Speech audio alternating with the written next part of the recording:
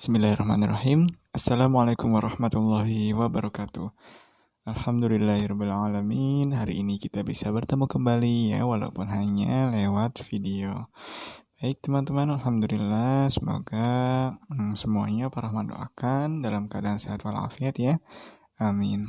Baik teman-teman, untuk pembahasan subtema kita dan subtopik kita sudah Pak Rahman siapkan video pada pada kolom pendahuluan di Google Classroom. Silakan teman-teman, bagi yang belum menonton silakan ditonton dulu ya, karena insya Allah materinya bermanfaat ya. Bagi yang sudah, Pak Rahman ucapkan terima kasih. Kemudian maka kita akan segera memulai materi kita pada hari ini. Baik teman-teman, untuk materi kita pada hari ini adalah tentang perilaku manusia yang peduli dengan kelestarian hewan sebagai bagian dari lingkungan. Nah teman-teman, bagaimana sih perilaku manusia yang peduli dengan hewan? Ya, tentu saja ya dengan cara merawat dan menjaga kelestarian hewan tersebut. Menjaga hewan tersebut supaya tidak punah. Ya, punah itu apa? Punah itu yaitu hilang ya dari hilang dari lingkungan hidup kita ya, dan tidak ada satu spesies pun yang tersisa, sehingga kita manusia tidak bisa menjumpai lagi salah satu jenis hewan tersebut. Lalu adakah hewan yang langka atau yang hampir punah? Ada ya. Apa itu yang disebut dengan hewan langka? Hewan langka atau hewan yang hampir punah adalah hewan yang dalam kondisi kritis. Ya, dalam artian jumlahnya. Jumlah dari hewan langka itu mendekati kepunahan. Apa yang harus kita lakukan terhadap jenis hewan ini? Ya, atau jenis hewan-hewan lain yang statusnya belum termasuk hewan langka. Ya, caranya adalah dengan membuatkan hutan lindung dan membuatkan kawasan cagar alam atau Suaka Marga Satwa. Nah, apa yang disebut dengan hutan lindung dan cagar alam, kemudian Suaka Marga Satwa, ada yang tahu? Baik teman-teman, kalau teman-teman belum tahu maka Pak Rahman akan menginformasikan ya. Di sini Pak Rahman akan menjelaskan tentang hutan lindung ya. Hutan lindung ini salah satu fungsinya ya, yaitu untuk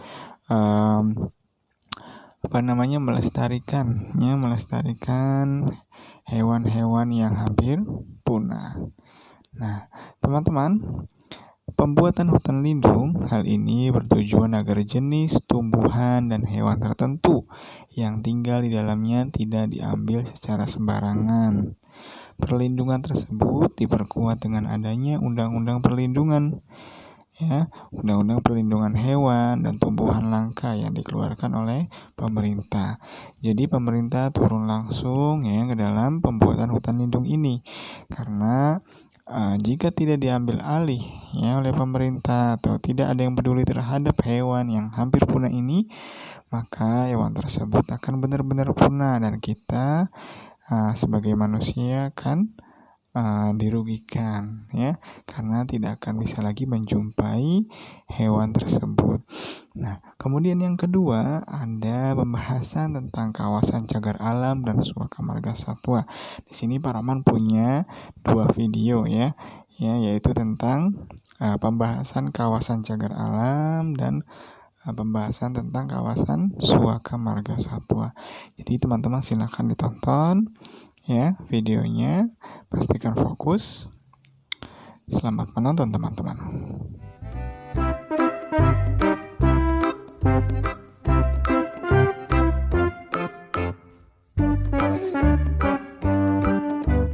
Cagar alam di Indonesia. Teman-teman Smart Point, ayo kita belajar mengenal cagar alam yang ada di Indonesia.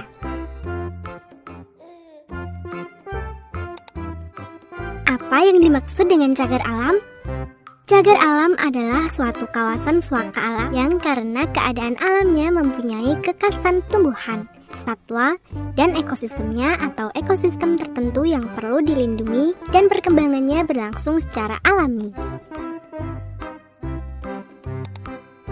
Cagar alam meninjau di Agam, Sumatera Barat merupakan cagar alam untuk melindungi beberapa harimau, beruang madu, dan beberapa bunga langka. Cagar alam Kawah Ijen terletak di Banyuwangi, Jawa Timur, merupakan cagar alam untuk melindungi elang Jawa dan beberapa tanaman langka. Cagar alam Waigeo Barat terletak di Raja Ampat, Papua Barat, merupakan cagar alam untuk melindungi cendrawasih dan terdapat hutan alami. Cagar alam Karangbolong terletak di Nusa Kambangan, Jawa Tengah, merupakan cagar alam yang terdapat goa alami. Kebun Raya Cibodas terdapat di Bogor, Jawa Barat, merupakan tempat konservasi tumbuhan di mana terdapat taman sakura, taman lumut, taman rhododendron, koleksi pak-pakuan, dan tanaman obat.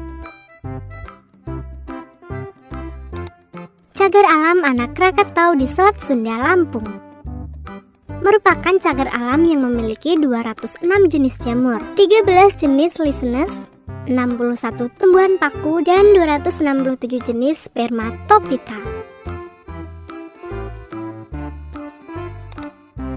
Nah, itu adalah beberapa cagar alam yang ada di Indonesia.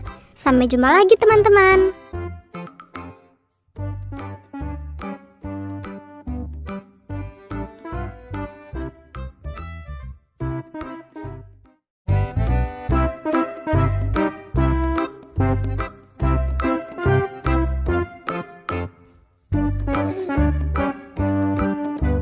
Suaka Marga Satwa di Indonesia.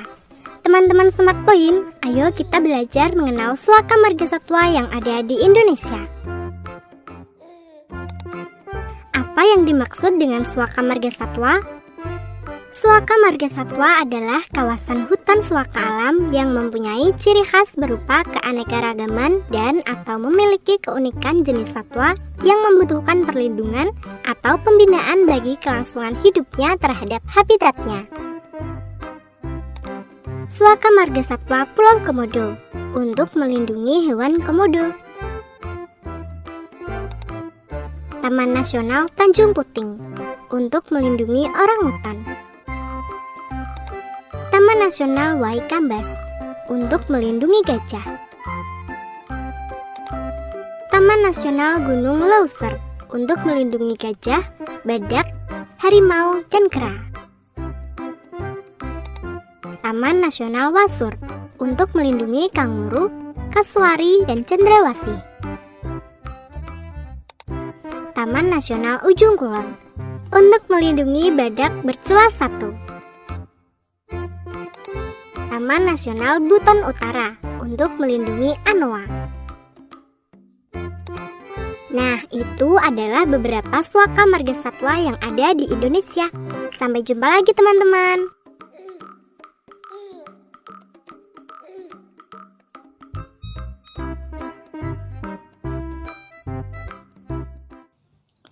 Baik, bagaimana teman-teman? Alhamdulillah ya teman-teman sudah menonton 2 video, yaitu tentang kawasan cagar alam dan suaka marga satwa. Nah, teman-teman, apa bedanya kawasan cagar alam dengan suaka marga satwa? Ya, kalau kawasan cagar alam itu lebih untuk melindungi atau mempertahankan habitatnya atau lingkungan hidup hewan tersebut, ya, yang di dalamnya ada tumbuhan, ya, ada lingkungannya, ada hewannya. Nah, itu untuk melindungi habitat dari satwanya, yaitu disebut kawasan cagar alam. Kemudian apa yang disebut dengan suaka marga satwa? Nah, ini lebih kepada perlindungan khusus terhadap hewan yang hampir punah. Contohnya ada badak, ada orangutan, ada gajah, ya, ada panda, ada harimau Sumatera, dan lain-lain. Itu disebut sebagai suaka marga satwa. Jadi dikhususkan untuk melindungi ya, melindungi satwa yang hampir punah atau hewan yang hampir punah.